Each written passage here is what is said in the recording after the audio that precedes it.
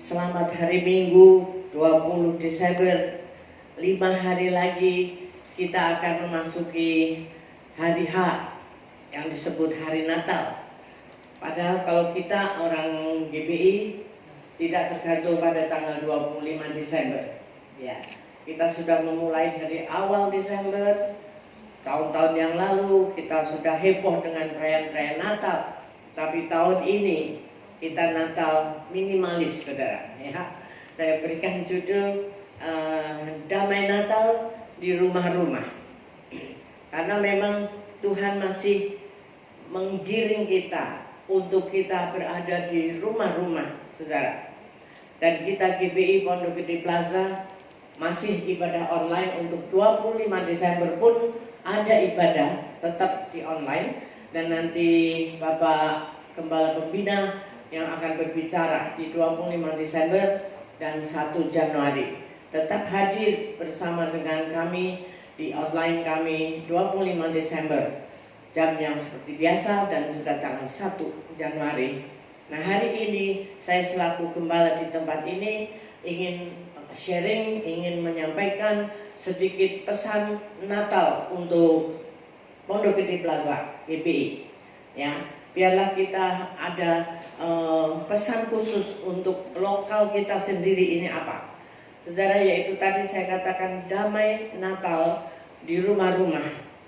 Karena Tuhan Yesus itu lahir di hari Natal itu, dia membawa damai antara lain. Nah, kita akan baca Yesaya 9 ayat 5 dan 6. Yesaya 9 ayat 5 dan 6.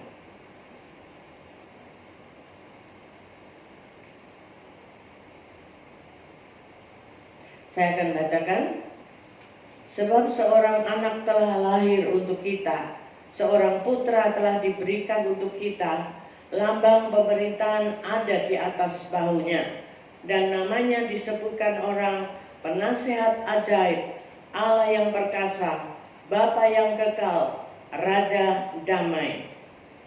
Besar kekuasaannya dan damai sejahtera tidak akan berkesudahan di atas tahta Daud dan di dalam kerajaannya, karena ia mendasarkan dan mengokohkannya dengan keadilan dan kebenaran dari sekarang sampai selama-lamanya. Kecemburuan Tuhan semesta alam akan melakukan hal ini. Amin. Saudara, jadi tadi dikatakan seorang anak telah lahir untuk kita semua.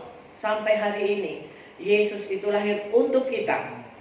Seorang putra diberikan kepada kita, lambang pemerintahan ada di bahunya, dan namanya disebutkan orang Penasihat Ajaib, Allah yang perkasa, Bapa yang kekal, Raja damai. Itu yang kita ambil untuk tema kita hari ini, yaitu Yesus Raja damai lahir di dalam hati kita, di rumah-rumah kita masing-masing. Nah, apa maksudnya, saudara? Kalau Yesus datang sebagai Raja damai, bukan untuk gereja-gereja, ya, tapi untuk lahir di hati kita. Si Raja damai itu memulihkan masalah-masalah hati kita sampai setuntas-tuntasnya. Jadi mari kita cabut sampai ke akar-akarnya. Apa yang menjadi masalah kita, maka engkau akan dipulihkan seutuhnya, baik materi, jiwani, rohani, dan badani. Saudara, saya ingin menggarisbawahi bahwa kalau kita setiap tahun merayakan Natal, harus kita tuh sadar bahwa kita perlu ada damai itu di dalam hati kita. Selalu saya ingatkan setiap Natal itu. Karena masih saya melihat dengan sebetulnya sedih saya melihatnya.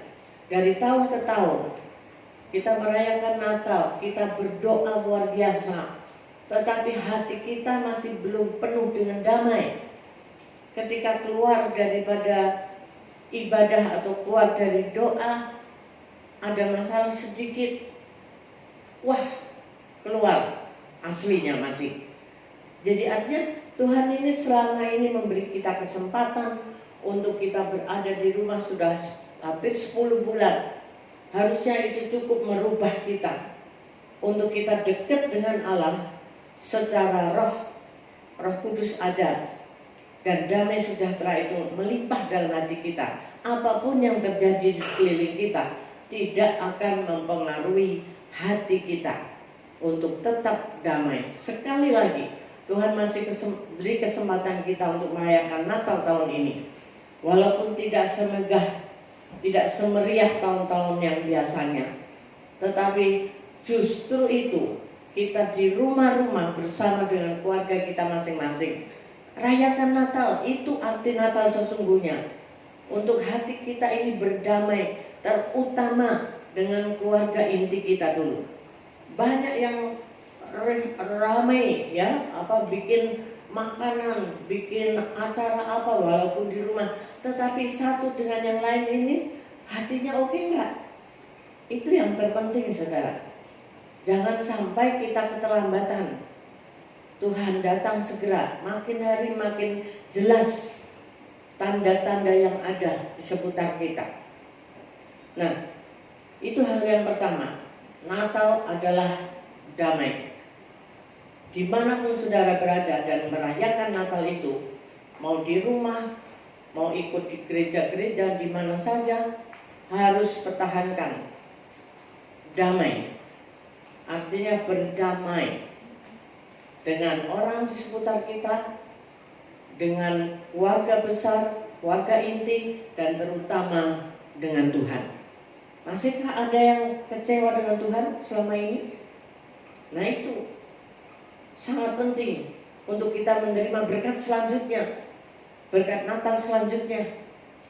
Nah, sementara ini kita masih ada di perbatasan antara kita mau bebas sepenuhnya, tapi pandemi juga masih kuat. Di Jakarta masih sangat banyak sehingga dibatasi lagi kita. Resto-resto akan dibatasi lagi untuk open hours-nya. Terima semuanya itu sebagai suatu momentum yang Tuhan izinkan terjadi dalam lingkungan kita. Yang kedua adalah Natal itu ulang tahun. Ketika kita datang ke sebuah undangan ulang tahun, pastinya pada umumnya kita membawa kado-kado, kan? Nah, sekarang kita juga sama dong. Kalau Natalan jangan berkado satu dengan yang lain doang, ya. Tetapi kita memberikan kado itu kepada yang ulang tahun. Siapa yang ulang tahun? Tuhan Yesus Kristus. Apa yang kita bawa kepada Dia? Dari tahun ke tahun kita tukar kado selalu, saudara. Ya kan, Tuhan Yesus enggak kelihatan gimana mengasihinya. Ngasihnya adalah tadi tuh, hati kita yang sudah dibereskan, dipulihkan, bersih, murni, itu kita persembahkan kepada Tuhan. Itu pertama, buat Tuhan Yesus.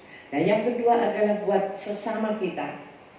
Mari kita menghadapi musim yang seperti ini. Sangat banyak orang di sekeliling kita yang sangat membutuhkan, yang ada di dalam kehidupan yang minim, untuk makan aja sulit.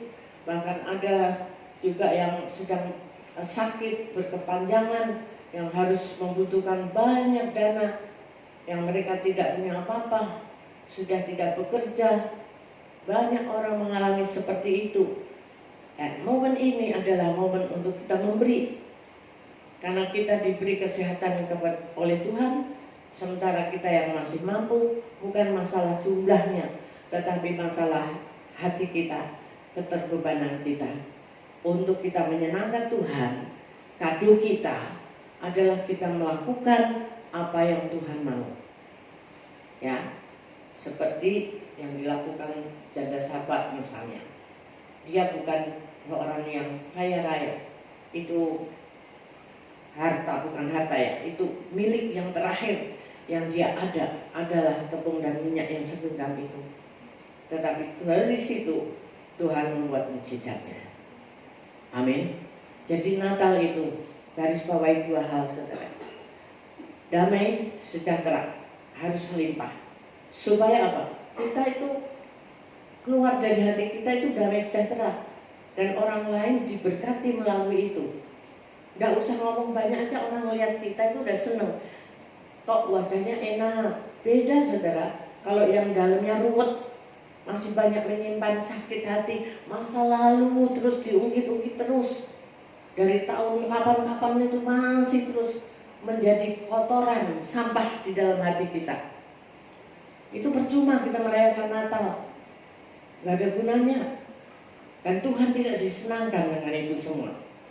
Mari masalah-masalah apa yang dengan keluarga kita bereskan cepat sebelum Tuhan datang. Siapa tahu Tuhan datang menjemput kita secara pribadi pada musim-musim Natal ini. Ya, kemarin beberapa minggu yang lalu saya sampaikan, sekarang yang banyak dipanggil itu 50-an sudah, 50-60. Tapi saya sudah 70 ke atas, jadi mungkin lebih aman gitu. Kalau dipanggil nggak dengar. Itu sudah, siapkan diri. Ya, jadi satu, damai sejahtera kita bagikan. Ada dalam hati kita bagikan kepada orang lain. Lalu kedua, apa yang kita ada, kita memberi secara materi kepada orang-orang yang sedang membutuhkan. Orang-orang yang dihadirkan Tuhan di sekeliling kita di masa-masa Natal ini. Jangan kita hanya pikirkan mau beli baju, mau beli makanan yang enak-enak buat apa. Sekarang kita juga nggak kemana-mana. Cukup dengan apa yang ada buat keluarga kita saja. Mari kita peduli kasih kepada sesama kita. Amin, saudara. Itu pesan Tuhan yang saya dapatkan untuk musim Natal ini. Nah, saya hari-hari ini sedang membaca ulang Alkitab dari awal lagi, saudara. Dan sampai di bagian keluaran tulah-tulah itu, yang 10 itu, di mana bangsa Israel sangat menderita. Lalu Tuhan ingin bawa dia keluar lewat Musa, tapi Firaun keras hati. Kemudian didatangkan sampai tulah, lepas tulah. Tetapi setiap kali tulah itu selesai, artinya didoakan lagi dan selesai, itu Tuhan tuh menunjukkan, saudara. Saya dapat remanya di sini. Ketika kita taat kepada Tuhan sebagai orang-orang Israel rohani, Tuhan membedakan antara orang benar dan yang tidak benar, antara Mesir dan Israel. Itu yang saya tangkap. Tapi poin duanya adalah kita harus stay home, tinggal di rumah-rumah bangsa itu. Ketika mereka di rumah-rumah, tulah itu tidak masuk. Setiap tulah bangsa Israel terlewatkan. Daerah mereka adalah Goshen. Goshen itu tidak kena. Ketika ada kegelapan datang, di Goshen tetap terang. Sampai yang terakhir ketika anak sulung mati semua. Anak sulung bangsa Israel tidak ada yang kena. Ini buktinya. Keluaran 9 ayat 2 sampai 4. Keluaran 9. Ini hasil perenungan selama ini yang saya dapatkan. Ini tuntunan kita, saudara. Ya, jadi Tuhan membedakan.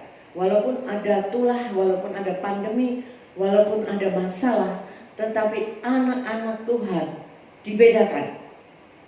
Katakan amin, yang percaya saja. Dan engkau pasti akan mengalami itu. Keluaran 9 ayat 2 sampai 4.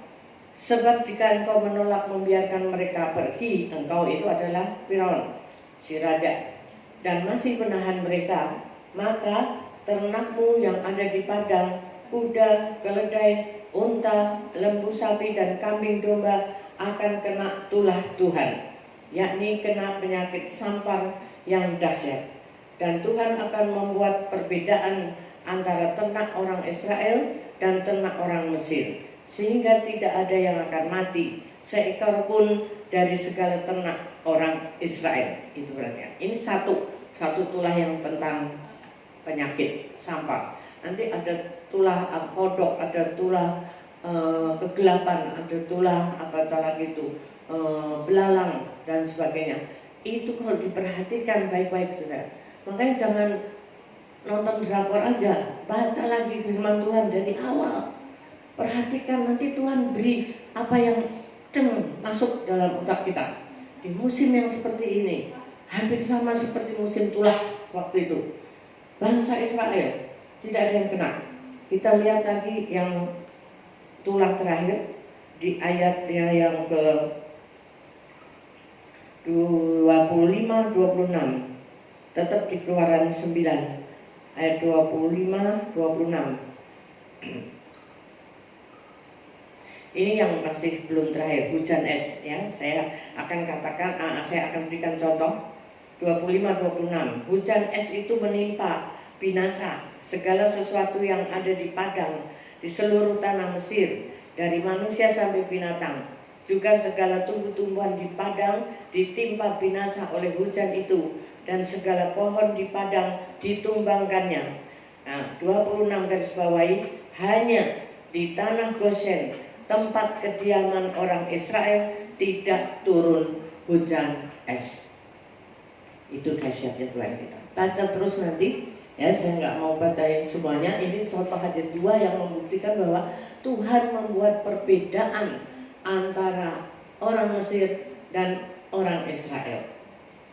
Nah, sampai hari ini Tuhan, kalau kita tarik ke sekarang ini, Tuhan membuat perbedaan kepada kita, anak-anak Tuhan, orang-orang Israel rohani, terhadap segala macam yang datang saat ini.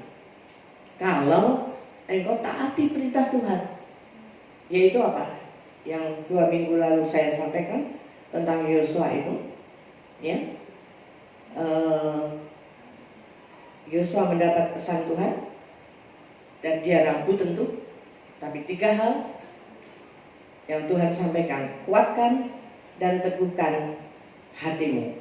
Artinya kita beriman kuat, kokoh, pasrah total kepada Tuhan. Itu Yosua 1 ayat 6-8.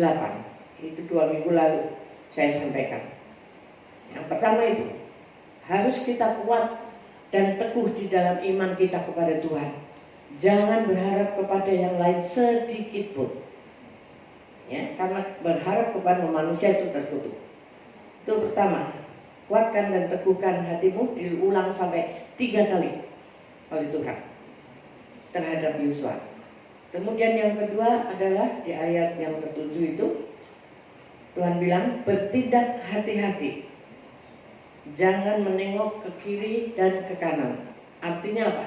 Di masa yang sulit, engkau terus fokus kepada Tuhan, fokus kepada jalan yang Tuhan beri. Jangan ambil jalan yang menyimpang, yang gampang, jalan pintas untuk cepat enak, untuk cepat keluar dari masalah kita. Walaupun engkau sedang PHK, walaupun engkau sedang ada dalam sakit penyakit, tetapi sabar terus, kuatkan, teguhkan hati untuk kokoh berharap kepada Tuhan. Bertindak hati-hati, jangan terpengaruh oleh dunia ini, iming-iming dunia. Bangsa Israel itu diiming-iming oleh roh kedagingan yang ketika dia sudah keluar dari Mesir dengan susah payah, Musa bawa keluar, di jalanan mereka bukan yang happy-happy, saudara. Masih banyak masalah, air pahit, tidak ada daging, ngomel masih terus. Ya, jadi mari kita belajar dari situ. Terus yang ketiganya adalah perkatakan firman Tuhan dan renungkanlah siang dan malam. Kita harus banyak pakai mulut kita, AINP ini, pakai mulut kita untuk menyampaikan berita baik. Kalau bukan firman Tuhan, berita baik. Artinya berita baik itu yang berdasarkan dengan firman Tuhan. Kalau ada teman-teman kita yang mengeluh seperti bangsa Mesir yang selalu mengeluh, kita jangan ikut-ikutan. Ya, kalau dia mengeluh, aduh susah ya ini, sudah sampai akhir tahun, kita nggak Natalan, kita nggak dapat bonus, kita nggak bisa beli baju baru. Jangan terus ikutan, iya, kita juga sedih, nggak bisa ke gereja untuk Natal dan sebagainya. Jangan, tapi kita bilang yang penting Yesus itu lahir di rumah-rumah kita. Yesus lahir di hati kita, membuat perdamaian, pemulihan di dalam keluarga-keluarga. Itu baru seorang pemenang, saudara. Ya. Nah, mau masuki akhir daripada tahun ini. Sedikit lagi, berapa? 10 hari lagi, 11 hari lagi, selesai 2020. Yang seolah-olah sepertinya kita nggak ngerasain apa-apa, gitu ya. 2020 hanya pandemi, perjuangan, tapi jangan takut bahwa Tuhan berjanji engkau akan keluar sebagai pemenang dan engkau akan berhasil dan beruntung apabila engkau melakukan perintah-perintahku. Dan selanjutnya 2021 di ambang pintu kita Pak Niko sudah dapatkan tema tahun 2021 yaitu The Year of Integrity. Apa artinya itu? Integritas kita harus benar-benar dibuktikan. Sebagai anak Tuhan ya anak Tuhan, jangan setengah-setengah. Kayak bangsa Israel, sedikit-sedikit ada masalah, ngeluh, ngomel, ya akhirnya diperpanjang terus tuh untuk masuk ke dalam tanah perjanjian. Mari belajar integritas kita. Hidup kita ini menyinarkan atau mengeluarkan bau harum berkarakter Kristus yang orang lain bisa lihat. Gak usah kita ngomong, engkau adalah kitab yang terbuka. Seperti dia loh, gak pernah ngomel. Seperti dia loh, ya, gak pernah putus asa. Gitu. Itu aja sudah menjadi saksi untuk membawa orang lain kepada Tuhan. Banyak dari anak-anak kita, dari jemaat-jemaat kita di sini yang Tuhan nyatakan special blessing-nya. Ya, perbedaan di mana orang sulit, di mana orang pada banyak kerugian dan sebagainya, tapi dia diberi double porsi oleh Tuhan. Ada pekerjaan masih tetap, ada usaha-usaha baru yang dia buka, diberkati Tuhan sampai berbuka lagi, bikin cabang lagi. Padahal pesaing ada di sekitarnya. Nah itu nyata bahwa Tuhan membedakan anak-anaknya yang serius dengan Tuhan. Ya kita semua harus jadi seperti itu. Karena 2021 tidak ada harapan daripada dunia ini yang mengatakan atau yang menjamin bahwa COVID akan berhenti. Vaksin memang sudah muncul, tapi apakah itu menjamin? Nah, kita banyak dengar info-info bahwa bahkan akan ada yang lebih heboh dari ini. Nah itu jangan membuat kita kejut, karena pegang janji Tuhan itu. Aku membedakan antara orang-orang yang percaya kepadaku dan yang tidak. Dan kita lakukan integritas kita sebagai anak-anak Tuhan. Ya, karakter kita harus karakter Kristus yang menjadi contoh teladan bagi orang lain. Jangan mirip-mirip dengan dunia ini, ya. Tepis semua bujukan-bujukan daripada dunia ini yang mengajak kita cepat enak, tetapi langkahnya tidak baik. Langkahnya tidak diperkenan oleh Tuhan. Bisnis-bisnis yang tidak pada tempatnya, korupsi-korupsi yang mungkin tidak disadari, ya kecil-kecilan tapi tetap itu namanya korupsi. Kita berdagang dengan baik dan benar, maka Tuhan melakukan bagiannya, yaitu membuat perbedaan antara kita dengan orang-orang yang tidak percaya kepadanya. Tuhan Yesus menyertai kita selalu. Ya, nanti kita lanjutkan masuk di dalam tahun yang baru, mengupas jauh lagi dengan the year of integrity. Tuhan Yesus berkati kita semuanya. Amin. Saudara, mari kita nyanyikan satu lagu. Oh Yesusku, Dia